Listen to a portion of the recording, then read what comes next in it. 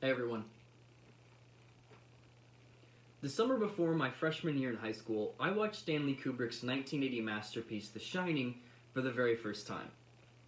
This film had been built up to me by my mother for a long time, but up until that point she had never let me and my sister watch it because she rightfully assumed it was probably too much for us at that age. Watching for the first time, on top of being scared to death, I was entranced in a way I had never been by a film before, and to this day it remains one of my favorite films of all time. Now, around this time is also when I first got a Netflix account, so as I'm sure you can imagine, I was watching a lot of TV and movies.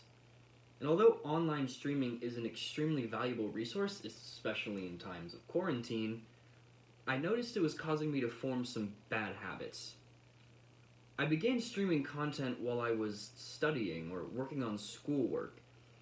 I came to find this not only affected the quality of the work that I was doing, but was also affecting my enjoyment of what I was watching. As online streaming has become more prevalent, it has led to an increase in passive viewing, which can be described as watching a television film or program but only giving it a minimal amount of your attention, treating it more like background noise than anything else. The problem with passive viewing is not only that you don't receive the full benefits from engaging with the cinematic art form, but according to an article written by David Elrich for the film publication IndieWire, it encourages us to lower the standards to which we hold our art. In the long run, this will not only affect the quality of what we watch as distributors push more towards content tailored for quantity over quality in passive viewing, but could also affect local film-related business, such as the closure of movie theaters. Not only this, but if you are trying to split your attention between work and watching something, it is impossible to give either of those your full attention, which they both require. The result is, you get less enjoyment from the art you're attempting to engage with. The solution to this issue is to put more effort into actively engaging with the cinematic art form.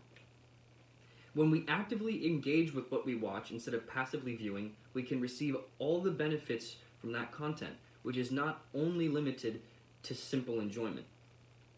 Film therapy is a psychotherapy developed specifically to apply the benefits of film and TV to psychology. In this practice, film is used as a psychological tool for different purposes and is considered to be an effective complement to therapy for multiple reasons. Intensity. Duration. The length of a film is equivalent to that of a long therapy session. Learning. Films can be allegorical like stories or fables. Identification. Many of us have identified with movie characters in the past, and through this identification are able to solve some of our own problems and issues. Attention. The visual impact of film promotes concentration on the images, which is another reason why you should be actively engaged with what you're watching. Social features. Watching and talking about film with other people serves as an integrative tool in therapy. Other benefits of film therapy include helping with relaxation, driving motivation, and providing a cathartic function without suffering the real side effects of said emotional catharsis. Watching a movie can be revitalizing. It allows you to disconnect, relax, and have a good time.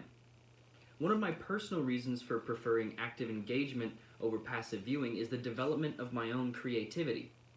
The different things you can learn while watching films and TV can push you to become more creative, flexible, and innovative, not only in your creative pursuits, but in all aspects of your life as well. The ways in which you can more actively engage with the media you watch are numerous. One big yet simple way is to make an event out of watching films and TV shows again, and don't treat them like they're background noise to another activity. Set a specific time of day where you can devote some free time to actively engage with some of your favorite art. Make engaging with film a family pastime again, as another listed benefit of film therapy is the improvement of personal relationships through shared experience. Another simple and effortless way to more actively engage with what you're watching is just to turn your phone off, the same way you would if you were at a movie theater.